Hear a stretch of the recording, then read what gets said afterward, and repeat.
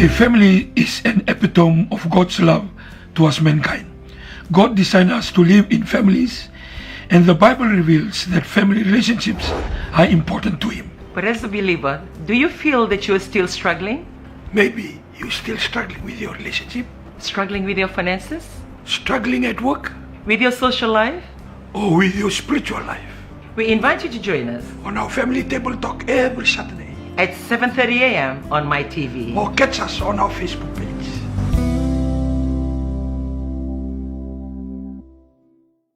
Bulavinaka, and welcome to the Family Table Talk every Saturday morning at 7:30 a.m. We would like to greet you all the way from Christchurch, and I've been just so blessed to have these four beautiful ladies with me this morning. Well, they will be introducing themselves. We will begin with Maggie Magdalene Tawake. Kia ora and Bulavinaka. My name is Maggie Magdalene Tawake, and I hail from Daku Nakelo, Televu, and my maternal link is from Kandavu, Naka. Bulavinaka, my name is Caroline Lalaka. I hail from the village of Watani, Kamba in Televu, and maternal link to Nauluwatu Nakelo in Televu. And I'm married to Lemeki Lalaka. He's from Batsekia Sawa in Ra, with maternal link in Punanyu Serua. Yeah, I was worried. Don't forget your husband. Talk about your husbands as well. Well, Sherilyn. Thank you, Bulavinaka. My name is Sherilyn Lewana Vanua. I hail from Nasilai in Rewa. Maternal links to Malolo Island in the South Group. Married all the way in the Liku, Nayau in Lau, to Lepani Lewana Vanua, and we have two beautiful children. Thank you. Thank you. Amen. Dalavina pemutana salsalato mai vitongo wabulawote ai Christchurch niwanginote na Family Table Talk with the First Family kivadalawote avemuto Christchurch. Also greetings to my non-Fijians. It's okay. Namaskaram. आज हम Family Table Talk पे है तो आज हम invite करता है अगर free है तो आज tune in करो और हम लोग के story सुनना how God has changed our lives. Also greetings to my parents who are tuning in all the way from Lotoka, Dalavina Nana, and greetings to you dad as well, and also to my husband who might tune in later as well, Koshnil Singh. I would like to take this time to also greet you in the mighty name of Jesus. Well, what a combination. She's actually our queen here in Christchurch. She resides in Christchurch. They come from all different places in New Zealand and Auckland, Taupo and Tauranga, and they flew all the way here to Christchurch. Why we are here? We're actually having a conference. For the week long, we will be ending it tomorrow on Sunday, and that's why we are sitting, bracing, and this is the Marshall School, I believe, and we have been having a week-long activities for the week, and last night was so powerful because we had these beautiful ladies dancing, talking about the goodness of God. Well, today they will be sharing their life journeys with you. Like we always say, Family Table Talk is not a perfect way of handling your family. It's just a table that we can come and talk about nearly everything and anything. If it works for your family, work at it. If you're good right up there, congratulations. But if you need tips, maybe you can watch this program, pick 1 and 2, and apply it in your family. If it has worked in ours, for sure, we are definite it can also work with yours. Well, we will start with Maggie Magdalene Tawake, who will be sharing her journey this morning. Vinaka. As I've said already, I forgot my husband. Don't forget your husband, Maggie. Don't forget your husband. I'm married to a handsome man from Daku There you also. go. Chochi Tawak, and I have 2 beautiful children.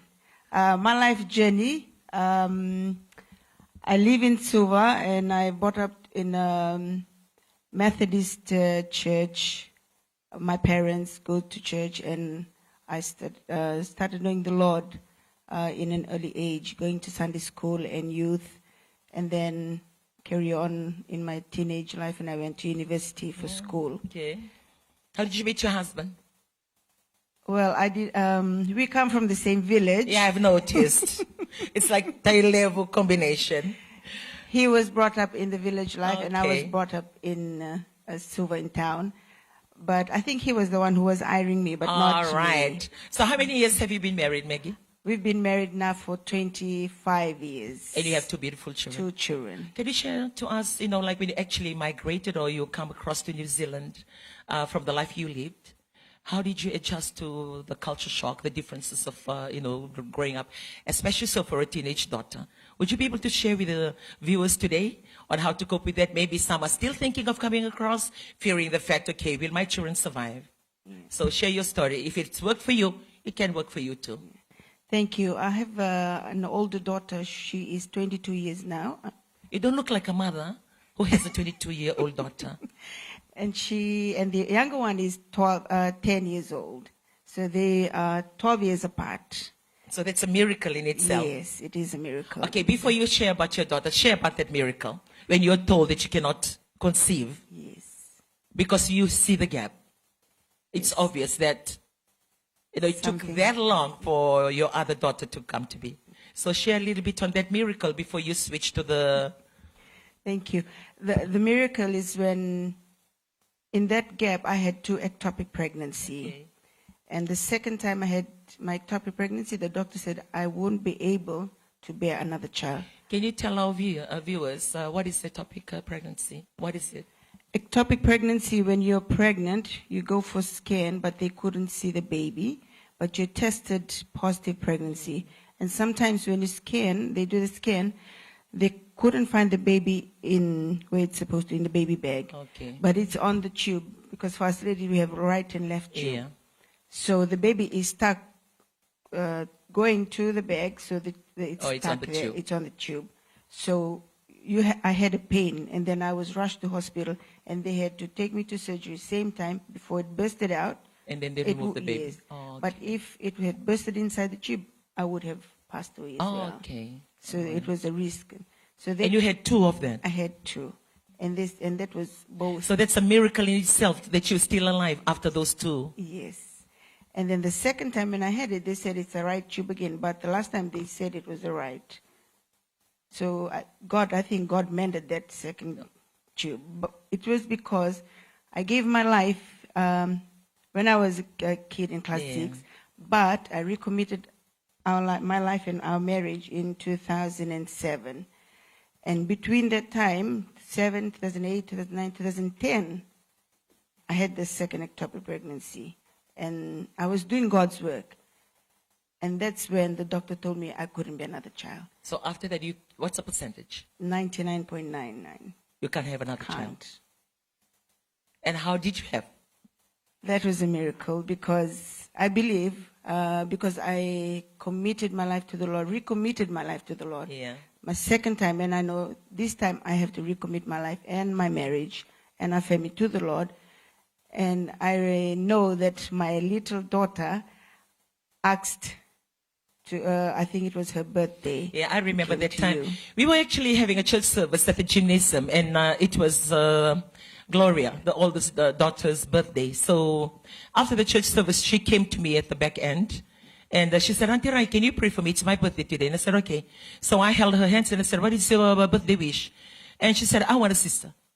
And I know because I've spoken with the mother that she had gone through that issues, and we've been praying together for her to have another child. And you hear the daughter asking for a sister.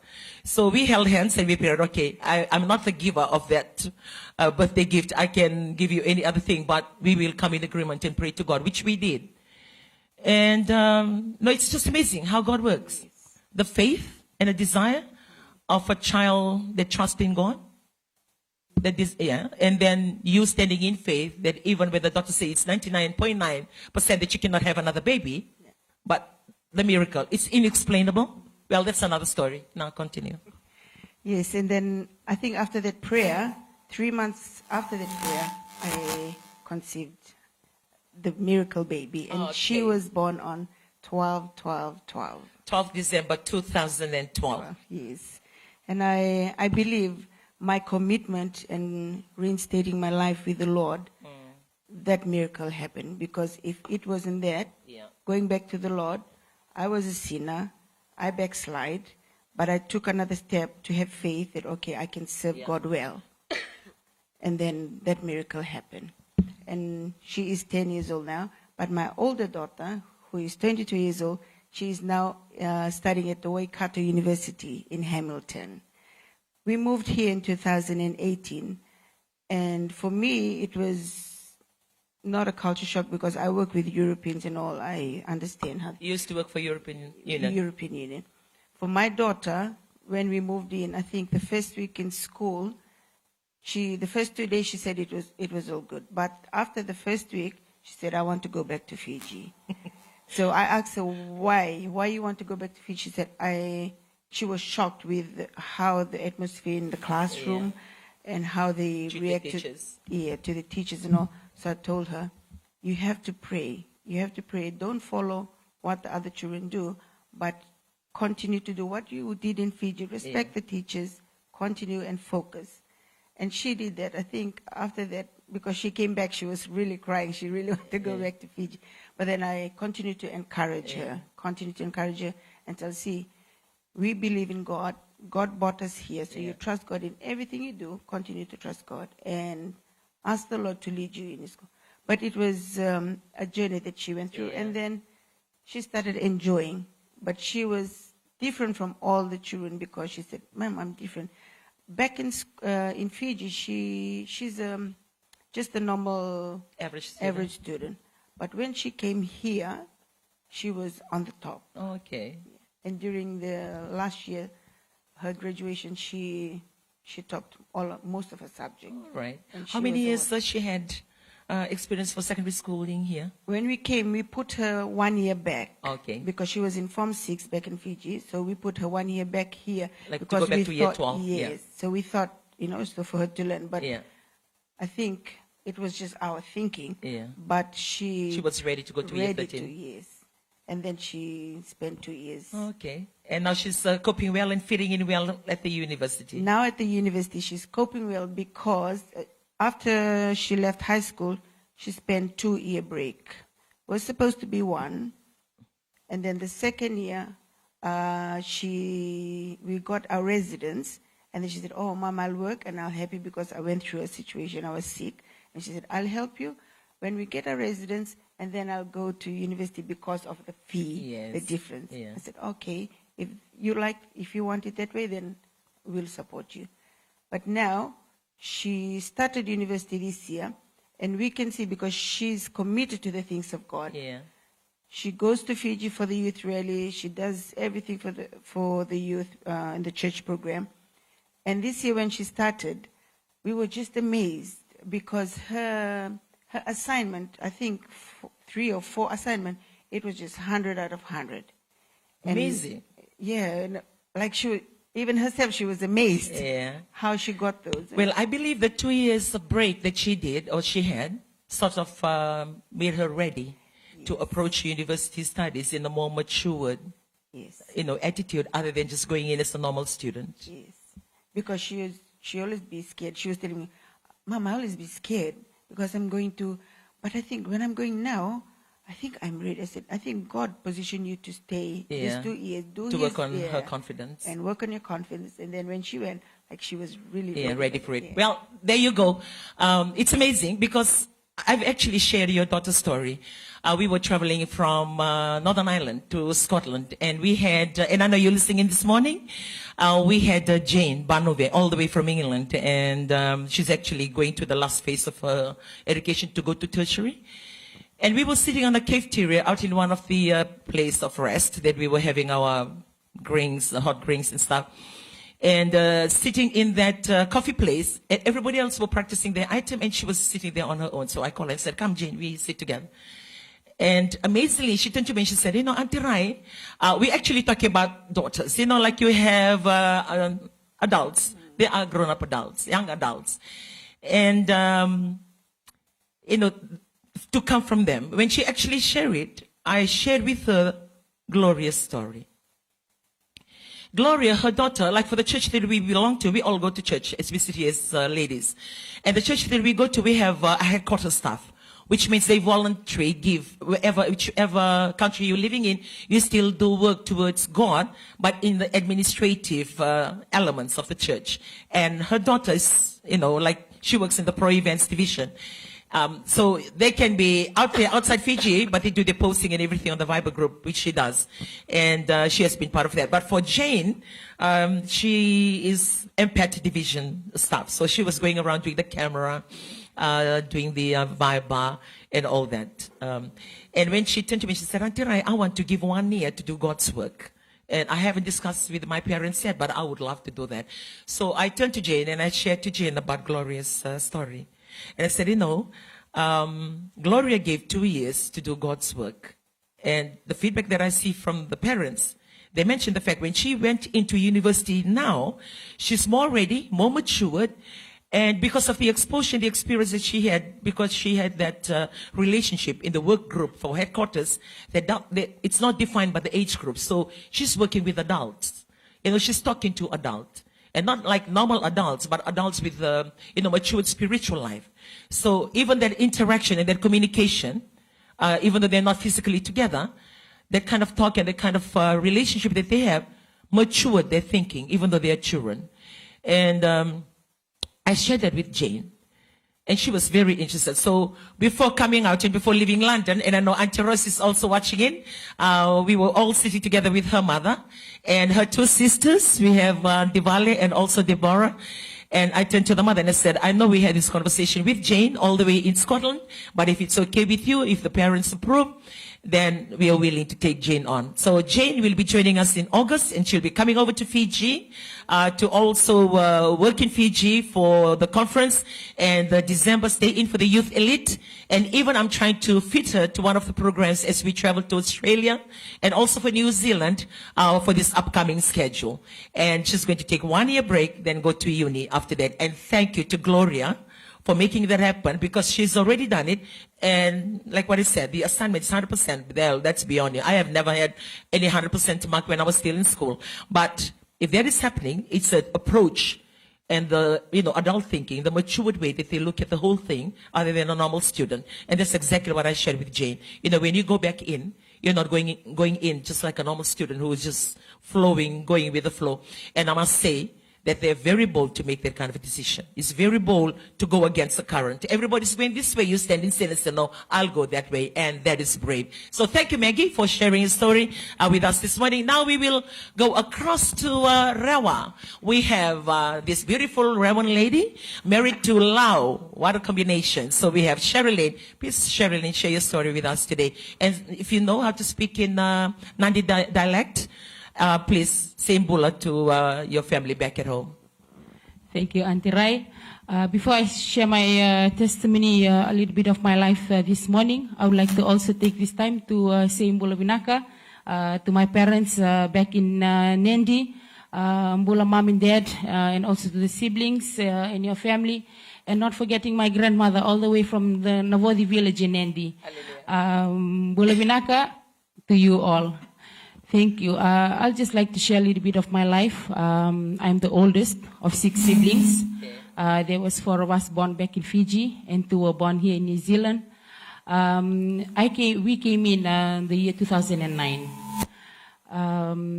We came in the year 2009, and growing up, it wasn't easy. I used to see my parents. I used to see my dad argue with my mom, touch my mom, and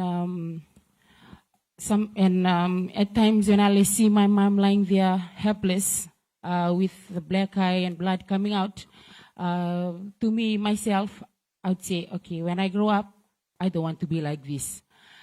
So as we were growing up, coming to New Zealand, my eyes started to open. But growing up, I never go to nightclubs. I don't go out drinking, go hang out with my friends. I was like a boring kind of girl, always stay home. A homebody. And also when you come in here, did you attend school here? What school year were you? Yes, I attended Otahuhu College back in Auckland in New Zealand, year 13. Okay. Yeah. So when I attended Otahuhu College, it was culture shock. It was so different. Because back in Fiji, I attended school in Fiji, and coming to New Zealand, attending the school, it was like, okay. I used to see students talking back to the teachers, not respecting the teachers. So to me, I was like, okay, no, that was not us back in Fiji. Eh? So yeah, it was a bit of culture shock. So when I have friends, they used to say, okay, weekend we go out, weekend we go do this and that. And I always tell them, oh no, I don't drink, I don't go to nightclubs. And they say, oh, you have a boring life. But to me, that boring life was what you wanted. Yes. Yeah. So I always stay home, help out with my parents, or look after the young siblings. Yeah. So that was my life. And then you got married in which year? How old were you when you got married? So when I was 21, when I was at the age of 20, I met this handsome Lawan man. Who took your heart away?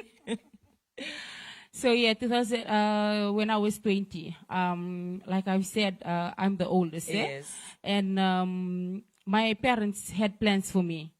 I was how many months left for me to turn 21. So my parents was... They're not happy. Yes. They were looking forward. We were planning for my 21st birthday. And then your husband took you away, whisked you away before your 21st birthday. Took me away.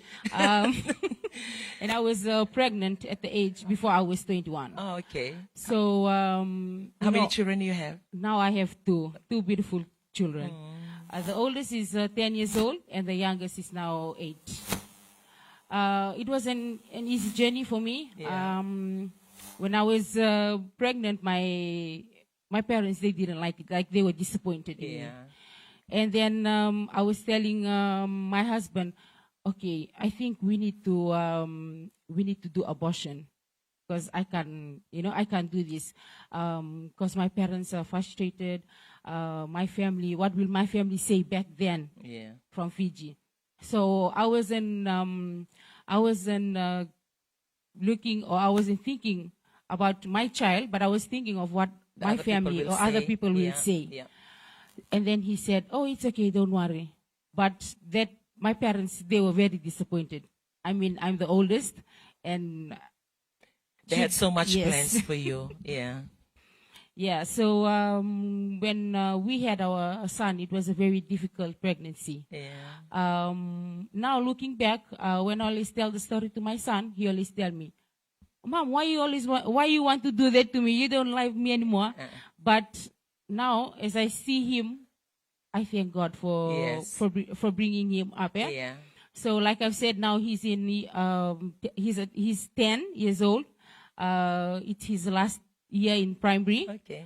Last month we went for his parents' interview. Which school does he go to? He goes to Crossgrove School back in Papakura in Auckland. Like the situation that I went through, my pregnancy and what we went through, pregnancy and what we went through, the pregnancy and what we went through, I thought, to me, thinking it will affect him. So when he, like I said, he's in year 6 now. We went to his parents' interview last month. When we went and we sat down, and the teacher turned to me and said, "You must be so proud of your child." And then I said, "Oh, okay." And she said, he is one of the top 10 students in the class and actually in the school. And sitting there, I was thinking to myself of what we've been through. And for me to hear that from his teacher, it's amazing. And then he said, and the teacher told us, you should be proud of your son. He's one of the top 10 in his class. And we were thinking, because he's moving to intermediate, we were thinking for us to give him scholarship. Amazing. I was just looking at the teacher, and I was saying, it must be God. So right now they were looking at some school to give scholarship to my son, but I thank God. And imagine that's, it's a son that you decide at that time, and now he becomes a blessing A to blessing, you. yeah. Yeah. and I'm just so proud with the fact that you can share those things to our viewers today. And also to be able to be bold with it. And even your child have heard that, because people hide those kind of information. But for you to be open with it, that is amazing. Just amazing. Well, now we will switch to, we will work on our mic. It's not working this morning. We will go straight to Caroline Lolaka, who will be sharing with us this morning. Bulabinaka. Yeah. I was brought up in Nausori. All right. When I was young, a teenager from Nausori in Fiji. So I was brought up with 5 siblings. I was the youngest one. Okay. And then my dad was working in Nausori. He used to go. He was working in a cooperative ministry, I think, a cooperative store. Yeah. And then he used to travel around Fiji. And then when we in Nausori, we were in Levuka. And then when we came to Nausori, he had left my mom. So he got married again. And then our family was broken then. So my mom left, and then my mom went back to her village in Nakelo. She was a teacher. And he married another lady. She was a teacher as well. So this lady brought us up. And while I was growing up, I didn't want to stay there for long because I was the only one there. And then I looked around, because I was the youngest, all my older siblings, they've gone. Okay. One in boarding school, and then I was the only one waking up in the morning, cooking. And when we were at home, we had from my village, women from my village always come every Friday to come, and then they go and sell in the market. So they always come home. And then our home is full of people. Yeah. So the normal from every weekend. Yeah. So my study was affected, and then I was telling my dad, if you could just put me in a boarding school. So I went to Anditakamba School, and then I went to Nasinu Secondary School. And then from there, I was a bit away from home. Yeah. But then I started but my mom was, I won't say my stepmom, she was my mom as well. Okay. But she brought me up with trying to teach me the discipline life. Yeah. So wake up in the morning, cooking first, do the breakfast first, and then go to school. But that taught me a lot. Yeah. So I think for some of you, maybe you right in a broken home or with a stepmom right now, I believe you will be in the same story as me, growing up. So it's up to you whether you embrace it or you reject it. Whether you embrace it or reject it. So I just accepted because I got nowhere else because I was still schooling. Yeah. Either I'm staying at home or I'll go to boarding school. Yeah. But that really taught me a lot to do a lot at home. Yes. And even she used to tell me how to save. She was assistant principal in the school as well, and very educated woman. But my mom, when she left us, she was with my granddad. He was a doctor then. And then she always encouraged me. We always meet secretly in town. So she always tell me, you just stay there. After your school, you'll work. Okay.